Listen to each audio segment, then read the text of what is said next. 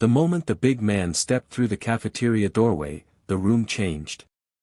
It wasn't because he wore a heavy black biker vest covered in patches, or because his boots echoed like thunder across the polished linoleum. It wasn't even because his beard and long hair made him look like someone children might whisper about in stories. It was because of the fear in his eyes, raw, burning, desperate fear, as he saw his little girl sitting on the floor, her lunch spilled in a mess of mashed potatoes, fruit cups, and crushed crackers around her. She was trembling, red-faced and sobbing, holding her knees close as if trying to disappear into the wall. And every child at every table went silent, forks frozen in mid-air, as they saw the biker, the man no one expected to show up at an elementary school, rush forward with a softness that didn't match his rough exterior. That moment, that image, would replay in the minds of everyone present long after the day ended. If you believe in kindness, redemption, and second chances, please take a moment to like, comment, share, and subscribe to the channel Ripple of Kindness. Your support helps these powerful stories reach more hearts. The man's name was Grayson Holt, a longtime member of a well-known motorcycle brotherhood. People on the outside referred to them simply as Hell's Angels, though many of the men inside the club preferred to be seen as protectors, mechanics, veterans, and fathers before anything else. Grayson had lived a life that, at a glance, looked rough, scarred, and hardened.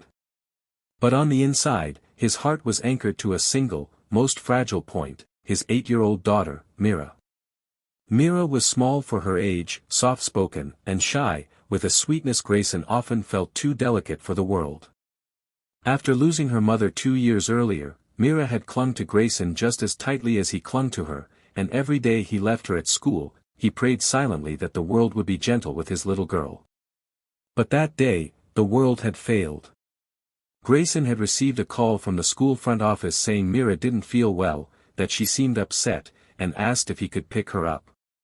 He arrived earlier than expected because he had been working nearby on a friend's motorcycle engine. When he walked into the cafeteria to look for her, he did not expect to find her alone on the floor, surrounded by scattered food, while other children sat watching at a distance. What cut into him the most was the expression of one teacher, circled later in a photo that went viral, who kept eating her lunch with detached annoyance instead of helping the crying child. The story behind Myra's tears became clear later, but in that moment, Grayson only saw the aftermath, his little girl shaking, the untouched lunch tray flipped over, and the sense of humiliation hovering around her like a cloud. He knelt down, gathered her gently into his arms, and felt her cling desperately to his neck. Her sobs tore through him in a way no fistfight or accident or loss ever had. His reputation, his tattoos, his leather vest, none of that mattered to her. To Mira, he was simply her father, her safety. And at that moment, he felt as if he had failed her. The children nearby watched cautiously. Grayson heard little sniffles and hushed whispers, but he didn't look at them. Instead, he lifted his daughter carefully and carried her out of the cafeteria. He barely noticed the teacher who finally stood up as if startled into remembering she had responsibilities. He didn't hear her say anything. The world around him had shrunk to a tunnel that contained only Mira and her suffering. When he stepped outside into the daylight, calming her trembling breaths as best he could, something dark settled quietly in his chest, an ache that wasn't anger but something deeper, like betrayal mixed with heartbreak.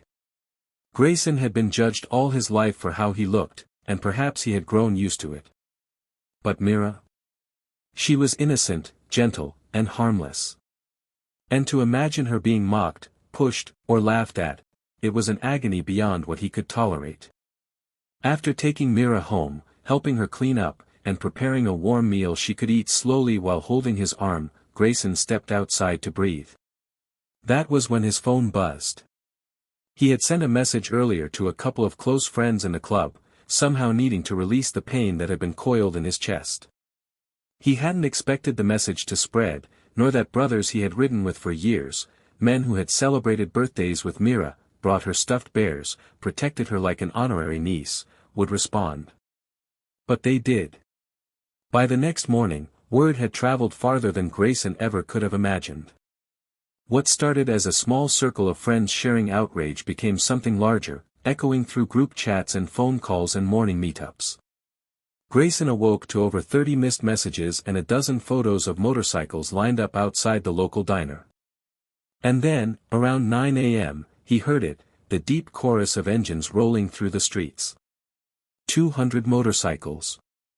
200 patches.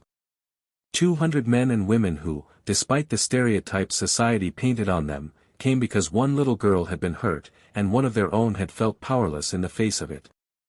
Grayson carried Mira outside, still unsure of how to explain what she was seeing.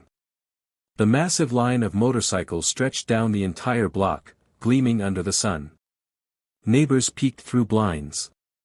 Cars slowed in awe. People stepped out onto porches, pulling out phones to record the sight of 200 leather-vested riders stopping their engines in perfect unison like an army arriving for a cause. And in the middle of them, stepping forward with a solemn nod, was Marshal Ironhand Keegan, the club's longtime road captain. He was a giant of a man, but he removed his helmet with a gentleness that softened everything about him before kneeling to look Mira in the eyes. He didn't speak. He simply handed her a small stuffed lion and placed his big hand over his heart, a sign of respect that said more than words could. Then he turned to Grayson with a silent understanding. The club wasn't there to intimidate or frighten anyone. They weren't there to start trouble. They were there because the world had bruised one of their smallest family members, and they intended to show her, and everyone, that she wasn't alone. The ride to the school was not a protest. It was an escort. Grayson rode at the front with Mira seated safely behind him in a specially fitted child harness. The line of motorcycles followed slowly, respectfully, rumbling like distant thunder.